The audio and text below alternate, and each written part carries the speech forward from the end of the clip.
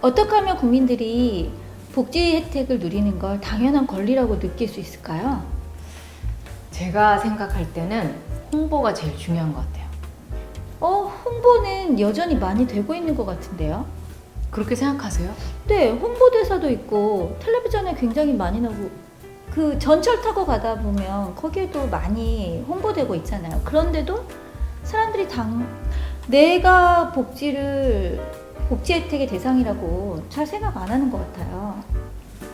그럼 좀 당황스럽긴 한데 그게 어떻게 보면 숙제가 아닐까요? 많은 사람들이 복지를 알아야 되는데 그 사람들이 내가 복지의 수급자인가를 고민조차 안 한다는 건 우리나라 복지 정책 짜시는 분들의 어마어마한 축제일 것 같기는 해요. 복지라고 하는 그 단어가 좀 주는 무게감 때문일까요? 복지를 좀 더 편하게 국민들한테 말하자면 뭐 이렇게 딱 설명해 주실 수 있는 게 있으세요? 저도 복지 수급자거든요. 그렇죠. 근데 제가 복지 수급자라고 얘기하면 아마 많은 분들이 무슨 얘기야? 이렇게 생각하시기가 쉬울 텐데 뭐 한 예를 말씀드리면 글쎄요, 저도 저희 아이 키우면서 지금 아동수당이라는 것을 월에 일정한 날짜에 받고 있어요. 그것도 일종의 우리나라 아동복지 제도 중에 하나거든요. 그러면 복지가 꼭 남의 이야기인가? 한번 생각해 보실 필요가 있는 거죠. 저를 비롯한 많은 분들이 이미 아동수당을 받고 있거든요. 그러면 아이를 키우는 가족이 있는 집엔 그냥 아동수당을 받는 게 복지고 또 청년들은 또 청년에 관련된 그런 정책들을 누리는 게 복지고 뭐 그런 건 거네요. 그렇죠, 그렇죠. 그리고 지금 말씀 주신 김에 제가 청년 이야기를 조금 더 하고 싶은데 지금 아마 이 영상을 시청하시는 분들도 그런 청년 분들조차도 자기가 복지 수급 대상자라는 생각을 전혀 안 하실 수도 있어요.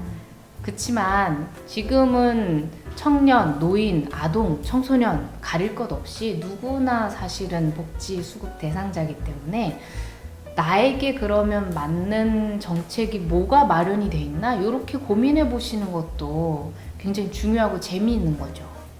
청년 수당 뭐 이런 얘기 들어본 적 있고 또 전철이나 버스 탈 때 그 교통비 지원 뭐 이런 거는 들어봤는데 그런 거 외에 청년 복지 정책이 또 뭐가 있는지 소개해 주실 수 있으세요? 너무 어려운 질문인데요. 왜냐하면 굉장히 많기 때문에 그렇습니다. 아마 청년을 위해서 뭐 하는 게 있어? 이렇게 질문하실 분들이 있을 텐데요. 뭐 찾아보시면 굉장히 많고 서울시뿐만이 아니라 경기도라든지 지자체별로 청년을 위해서 만들어진 정책이 굉장히 많이 있습니다. 그리고 그게 청년기본법이라는 것이 제정된 2020년 이후로 이제 많이 활성화가 돼 있어서 관심이 있으신 분들은 찾아보시기를 적극 좀 추천을 드리고 싶어요. 2020년이면 그렇게 긴 시간은 아니네요. 맞습니다. 청년 정책이 조금 도입된 게 굉장히 늦었다는 생각이 좀 들 정도로 아마 복지 전공하시는 많은 분들이 다 같은 의견은 아니실 수 있지만 조심스럽게 좀 말씀드리면 제 사견으로는 여러 가지 이제 복지 대상자들 중에 청년이 가장 늦었다고 감히 이야기해 볼 수 있을 것 같아요. 왜냐하면 이제 과거에는 청년들이 복지 수급자인가에 대해서 사회적으로 합의를 이루어내지 못했었어요.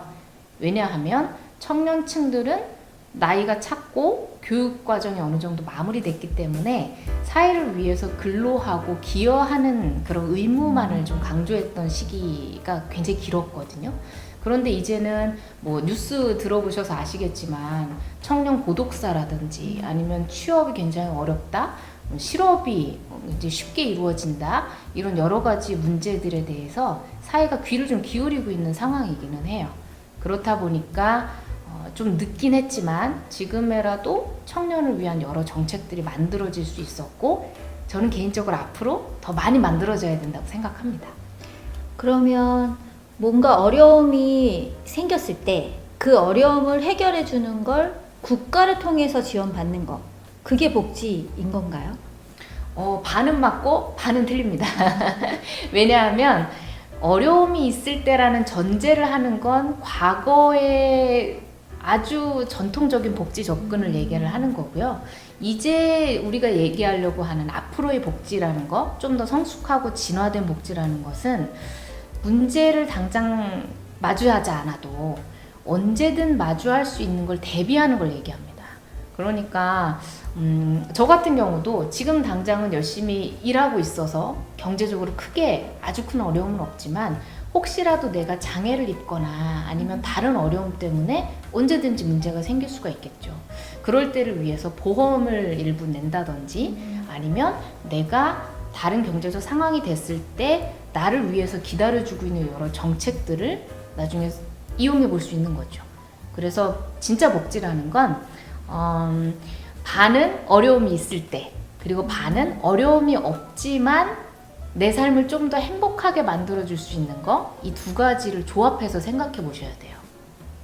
그러면 결과적으로 좀 더 나은 삶을 살고 싶어하는 사람들에게 주어지는 권리이겠네요, 복지가. 그렇죠.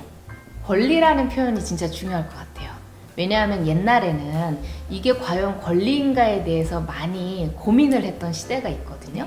그런데 이제는 국민이라면 누구나 이걸 누릴 수 있는 권리로서 복지 서비스가 제공되고, 또 이런 복지 서비스가 제공되기 위해서 복지 정책이 만들어졌고, 정책을 위해서 복지법들이 존재를 하는 겁니다. 아까 청년 이야기 하셨지만 청년 기본법이 2020년도에 만들어졌거든요. 그러니까 다소 늦긴 했어도 그 법을 기초로 해서 이제 다양한 정책들이 만들어질 근간이 구성이 됐고, 그걸 통해서 여러 서비스들이 만들어질 수 있는 거예요.